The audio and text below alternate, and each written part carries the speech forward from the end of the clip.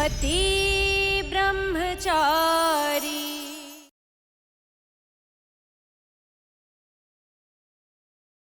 सच पर चाहे कितने भी पर्दे डाल लो, वो सच आज नहीं तो कल सामने जरूर आएगा। पर वो दिन आज नहीं होगा भैया। कभी कभी ना इंसान अपने गिल्ट से बाहर निकलने के लिए दूसरे को मिलने वाली खुशियां छीन लेता है, पर आप ना अभी वही करने जा रहे थे। इतने स्वार्थी नहीं हो सकते हो आप भैया, प्लीज।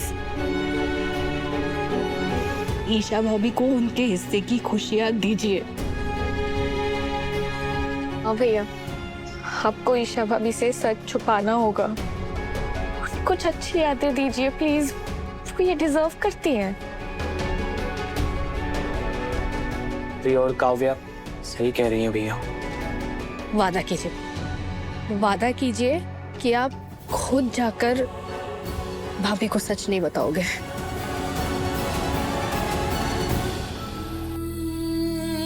यकीन नहीं होता मुझे अपनी किस्मत पर कि मुझे इतना प्यार करने वाला परिवार मिला।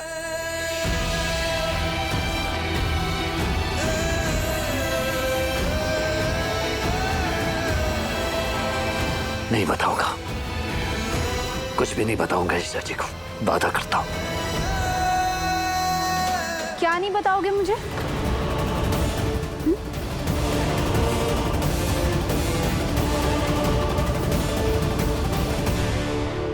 बोलो सूरज, क्या नहीं बताओगे मुझे? कुछ नहीं ईशा जी, है एक सरप्राइज, पर बताऊंगा नहीं, दिखाऊंगा। क्या हुआ ईशा जी, सब ठीक है? किसका फोन था? सूरज, वो कमिश्नर सर का फोन था। वो चाहते हैं कि मैं कल के बदले आज ड्यूटी ज्वाइन कर लूं, इसलिए अभी पुलिस स्टेशन बुला रहे हैं। सूरज, मुझे बहुत बुरा लग रहा है। तुमने इतना सब कुछ प्लान किया और मैं।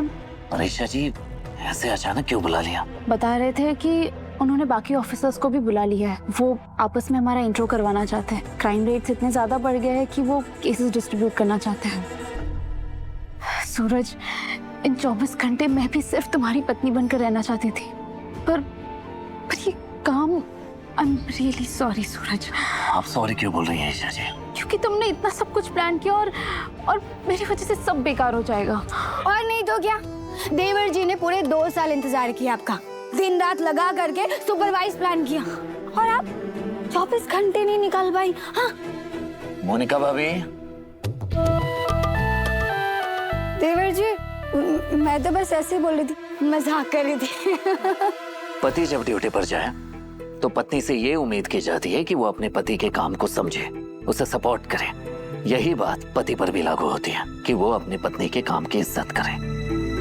हाँ, सोई जी, जाओ जाओ काम के लिए। हाँ। दादा भाई को नाराज किया तो पता नहीं क्या सजा सुना दे। हाँ में हाँ मिलाने में ही भलाई है। जाइए ईशा जी, आप रेडी हो जाइए और इन 24 घंटों की टेंशन बिल्कुल भी मत लीजिए। अरे पूरी जिंदगी साथ बितानी है, थोड़ा सा वक्त चुरा लेंगे। और रही बात सेलिब्रेशन की, तो आपके लौटने के बाद मना लेंगे। Thank you Suraj.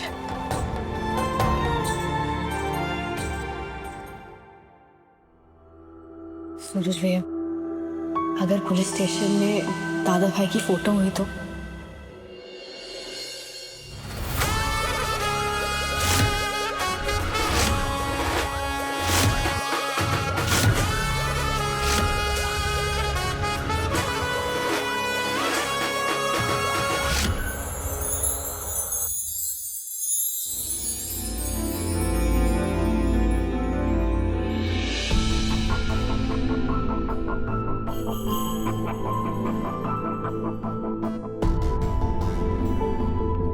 ड्यूटी का पहला दिन है ना, तो उसके लिए ऑल द बेस्ट ईशा जी। दही शक्कर जरूरत से ज्यादा ही मीठा निकला और तुम्हारा ऑल द बेस्ट एकदम फीका। अरे ऐसा क्यों बोल रही हैं आप? मुझे ऑल द बेस्ट तभी सुनना अच्छा लगेगा जब तुम मुझे पुलिस स्टेशन छोड़ने आओगे और वहां पर कहोगे ऑल द बेस्ट ईशा जी।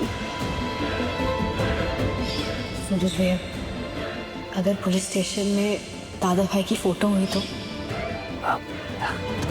मैं क्यों आऊँ आपको छोड़ने ईशा जी? मेरा मतलब है कि मेरे पास और भी जरूरी काम है ना, तो सूरज चलो ना, कमिश्नर सर बोल रहे थे कि 2024 बैच के कोई ऑफिसर आए वो क्रिमिनल रिपोर्ट सबमिट करने के लिए। क्या नाम है उनका? मोनिश। हाँ मोनिश, वो तुम्हारे बैच के ही है, तो साथ ही साथ उनसे मिल भी लेना। अगर वो मेरे बैच का IAS है तो उसे पक्का पता होगा कि मैं अब रिजाइन कर चुका हूँ। उसके सामने जाना ठीक नहीं रहेगा। नहीं ईशा जी। क्यों सूरज? अभी तो कह रहे थे कि मुझसे एक पल भी दूर नहीं रहना चाहते, अब मैं कह रही हूँ साथ चलो, तो क्यों नहीं चल सकते? मैंने कह दिया ना ईशा जी, नहीं आ सकता। सूरज, सूरज IAS बन गए हो ना मेरे सीनियर, इसलिए कुछ ज्यादा ही अकड़ दिखा रहे हो। पर सूरज, तुमने ही कहा था ना इन 24 घंटे में सिर्फ और सिर्फ तुम्हारी पत्नी हूँ, तो तुम्हें अपनी पत्नी का हुक्म मानना पड़ेगा। अरे इतने बड़े IAS ऑफिसर बन गए हो और जिद 14 साल के बच्चे की तरह करते हो।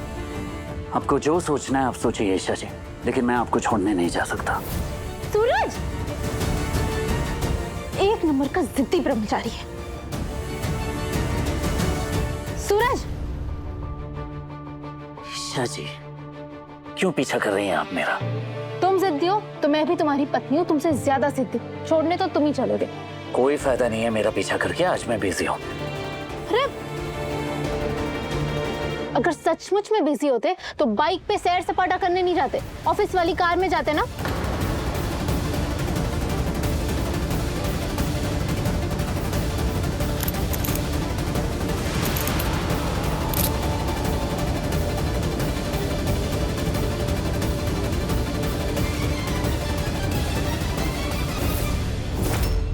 Mister Suraj, you are under arrest. भगवान बस कोई ऐसा चमत्कार कर दे कि सूरज जी की सच्चाई पता चलने के बाद भी ईशा उनको समझ सके और उनका साथ दे।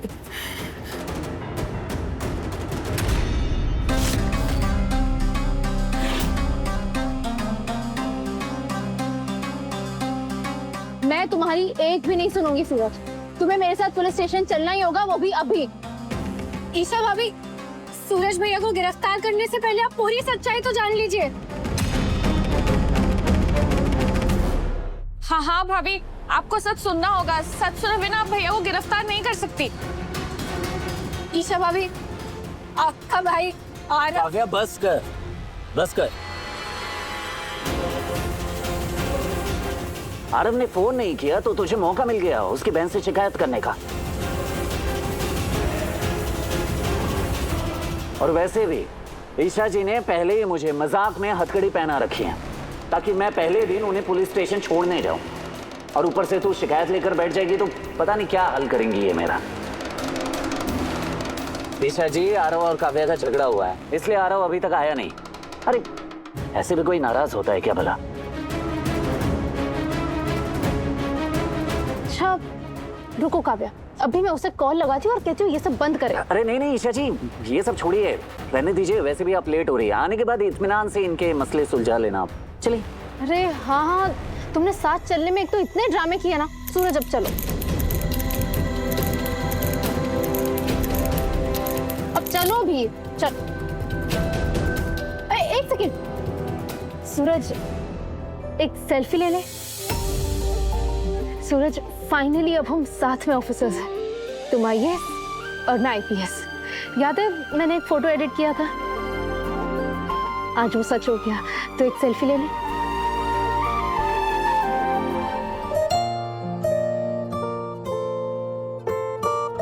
सूरज स्माइल तो करो। ईशा जी ये फोटो बाद में खींच लेंगे ना, चलिए ना, पहले लेट हो रहे हैं। चलिए बैठिए। सूरज तुम भी ना कभी कभी इतने खड़ूस बन जाते हो ना, सड़ू ब्रह्मचारी। चलो।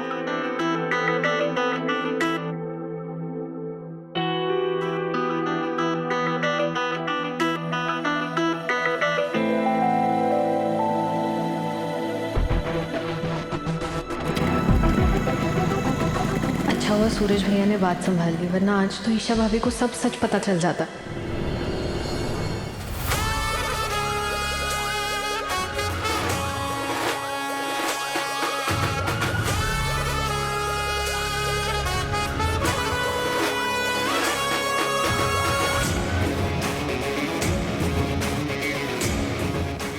लीजिए ईशा जी, पहुंचा दिया आपको पुलिस स्टेशन। चलता हूँ। सूरज रुको, तुम कोई गली के गुंडे बदमाश थोड़ी ना हो जो ये कपड़ा ढका है मुंह पर।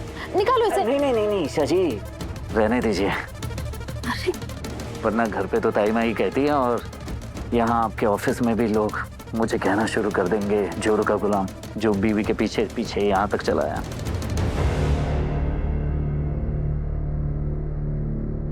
जय हिंद मैडम, पुलिस स्टेशन में आपका स्वागत है। जय हिंद।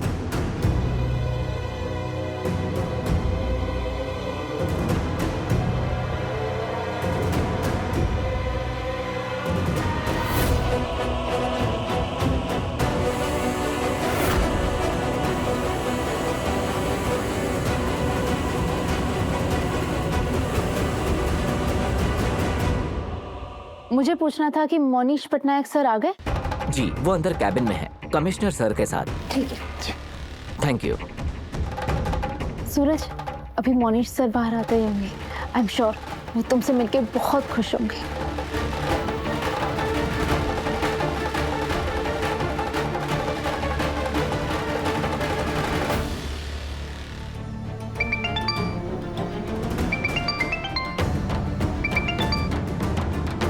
सूरज, जितनी जल्दी हो सके हॉस्पिटल पहुंच, चाचा जी ठीक नहीं है। जय हिंद सर, मैं IPS Esha. Nice to meet you IPS Esha. Sir, मेरे हस्बैंड आए, आप उनसे मिलिए। ये सूरज का चला गया।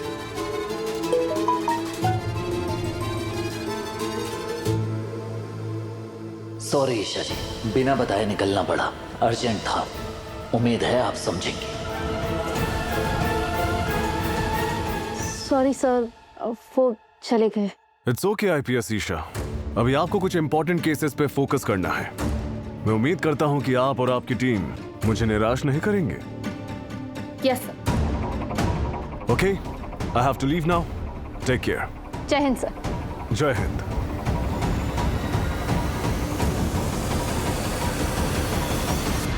ये सूरज अचानक क्यों चले गया? घर पे सब ठीक तो है ना कान्हा जी? एक बार सूरज को कॉल करके पूछूं।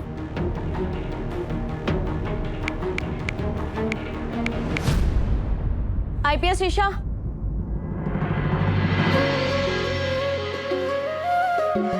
श्रेया, इतनी आसानी से तुम्हारा पीछा नहीं छोड़ूंगी मैं। मेरी पोस्टिंग भी यही हुई है तुम्हारे साथ। क्या सच में? मतलब अब हम दोनों मिलके यहाँ भी धूम मचाएंगे। बिल्कुल। वैसे हमारे आईएएस सूरज सरकार, तुमने मुझसे प्रॉमिस किया था कि तुम मुझे उनसे मिलवाओगी, याद है ना? हाँ याद है, पर तुम थोड़ी सी लेट हो गई, वरना आज ही मिल लेती। पर नेक्स्ट टाइम। क्या यार, यहाँ मुझे सूरज सर से मिलना नसीब नहीं हो रहा। और एक मैडम के ठाट देखो, आईपीएस है, लेकिन इन्हें आईएएस सूरज सर खुद छोड़ने आए थे। नसीब हो तो ऐसा। हाँ वो तो है। कोई बात नहीं, तुम भी यही हो, मैं भी यही हूँ। किसी ना किसी दिन तो सर से मुलाकात हो ही जाएगी। बिल्कुल। पर मैं बहुत खुश हूँ, हम दोनों हॉस्टल में रूममेट्स थे। तुम दोनों को ज्यादा काम करने की जरूरत नहीं पड़ेगी, क्योंकि केस सॉल्व करने के लिए मैं हूँ। तुम लोग सरकारी तनख्वाह लो, घर पे जाओ और घर गृहस्थी संभालो। मुझे लगा था कि कैंप के बाद तुम सुधर जाओगे। भूल गए क्या कैंप में कैसे लड़कियों से हारे थे? वो कैंप था, असली लड़ाई अब होगी, असली दुनिया में। तब भी हारे थे, यहाँ भी हारने के लिए तैयार रहना। ना वहाँ रैंक बना पाए, ना यहाँ रैंक बनाने का मौका मिलेगा। एक लड़की गृहस्थी और पदवी दोनों संभाल सकती है, समझे तुम?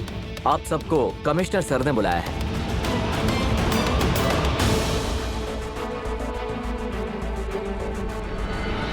ईशा भाभी को अब तक मालूम चल गया होगा कि दादा भाई कौन है।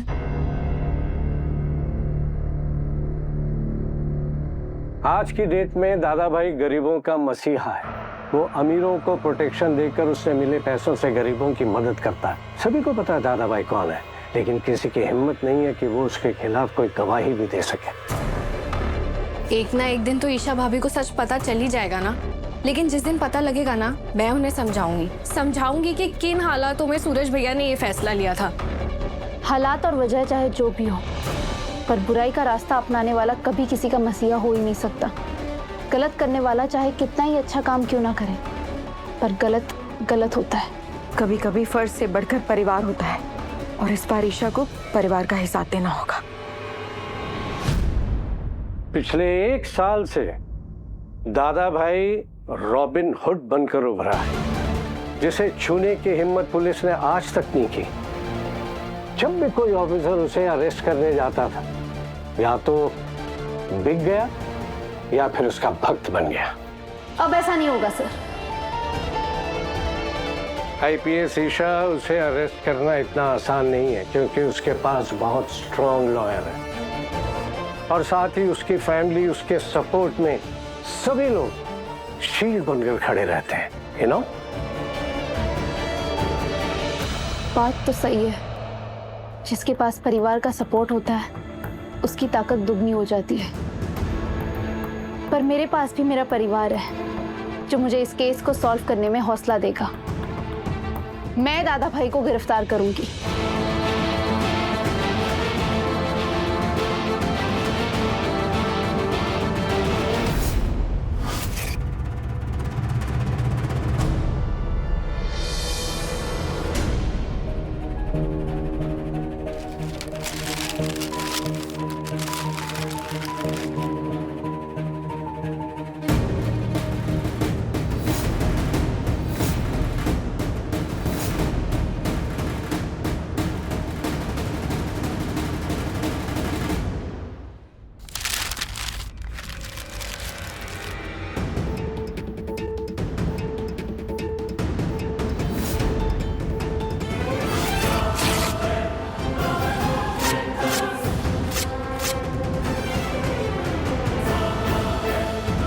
सालों बाद सैकड़ों तूफानों को पार कर न जाने कितनी बार अग्नि परीक्षा देकर हम एक हुए हैं। इतनी आसानी से सब कुछ बर्बाद नहीं होने दूंगा मैं।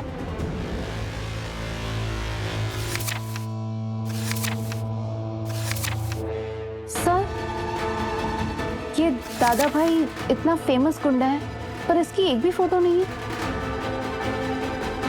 हाँ? लेकिन उसका एक स्केच तो मेरे फाइल में था। सर, ये केस मैं सॉल्व करूंगा। मिस्टर साहिल, ये एकेडमी का कोई कंपटीशन नहीं है, रियल वर्ल्ड केस है, तो ये सब बंद करो। सर, प्रैक्टिकल ग्राउंड पर उतर कर ही ये केस सॉल्व करना पड़ेगा। इन्फॉर्मेशन मिलते ही आंधी तूफान, दिन रात, बारिश, किसी की भी परवाह किए बिना फील्ड पर जाना पड़ेगा। और मैं जा सकता हूं सर। तब तक ये पुलिस स्टेशन के जो बाकी पेंडिंग केसेस हैं उस पर प्रैक्टिस करें।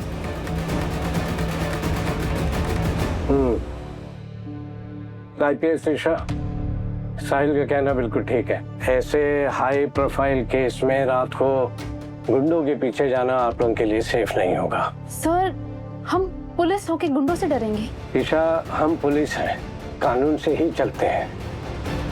गुंडों का कोई कानून नहीं होता, इसलिए तुम दोनों स्टेशन में केसेस हैंडल करोगे।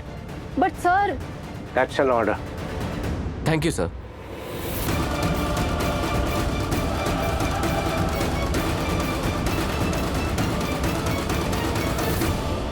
तुम औरतों के लिए ऐसी टफ जॉब नहीं बनी। जरा सी चोट लगेगी, धूप लगेगी तो सर पांव पकड़कर चिल्लाती घूमोगी। और ये लड़कियों को गलतफहमी है कि पुलिस की वर्दी पहन ली तो लड़कों से बराबरी कर सकोगी। पुलिस की वर्दी पहनने से कुछ नहीं होता, हिम्मत और साहस चाहिए जो तुम में नहीं है। And accepted. जिसकी सोच औरत को लेकर इतनी छोटी है, उससे बहस करना ही बेवकूफी है। वक्त आने पर दिखाऊंगी कि एक औरत कितनी काबिल है।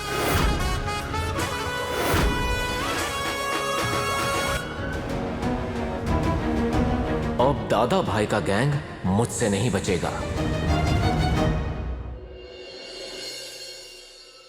क्या हुआ पापा को पुरान भाई?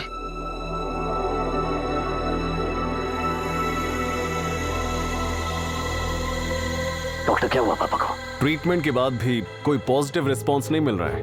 उनके नर्व सिस्टम डैमेज हो रहे हैं। अगर आपसे नहीं हो पा रहा है तो बाहर से डॉक्टर बुलाओ, लेकिन मेरे पापा ठीक होने चाहिए। प्लीज समझने की कोशिश करिए। हमसे जो बन सका हमने किया। आपके पापा कोई रिस्पॉन्स नहीं कर रहे हैं। जितने पैसे चाहिए मैं दूंगा, लेकिन मेरे पापा को ठीक कर दो डॉक्टर। कुंज बिहारी मैं हारी, तू अपने बेईमानी के पैसे से उस बाप का इलाज करवाना चाहता है जिसने जिंदगी भर ईमानदारी के रास्ते पे चलकर गुजारी है। छी, दूर रख अपने पैसे। और पापा को ऐसे ही छोड़ दो। स्कूल खोलना, बच्चों को पढ़ाना ये पापा का सपना है, और ये सपना तभी पूरा होगा जब पापा ठीक होंगे। अरे डॉक्टर, तुझे पापा को ठीक करना ही होगा। देखिए, मैं क्या, बाहर का कोई भी डॉक्टर इन्हें ठीक नहीं कर पाएगा। बस एक ही उम्मीद है कि भगवान कोई चमत्कार कर दे। Excuse me.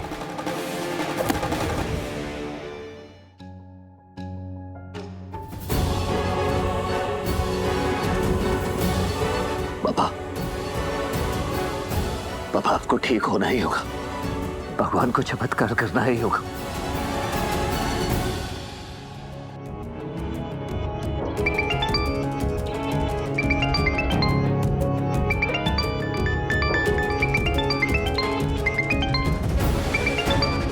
कहीं ईशा जी को मेरी सच्चाई का पता चल तो नहीं गया?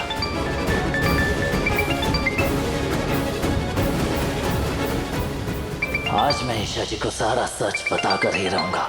जो होना है हो जाए।